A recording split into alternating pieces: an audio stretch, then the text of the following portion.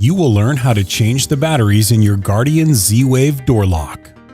Locate the Z-Wave door lock with the low batteries. If you have multiple Z-Wave door locks, log on to myguardianhome.com to determine which door lock has the low batteries. Locate the Allen key tool that was provided to you by the Guardian technician at the time the door lock was installed.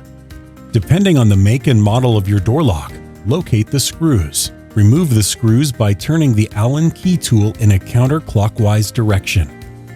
Once all screws are removed, remove the cover by pulling straight or towards you depending on your door lock model.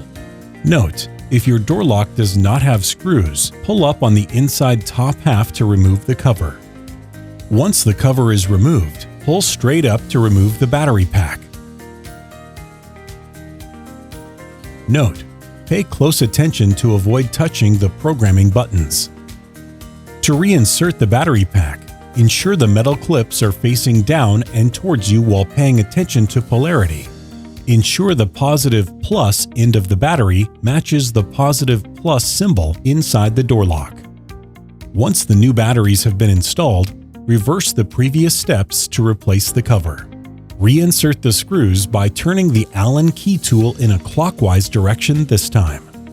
Log on to myguardianhome.com or launch the Guardian Protection Services app from an internet-connected device to confirm that you are able to remotely lock and unlock your Z-Wave door lock.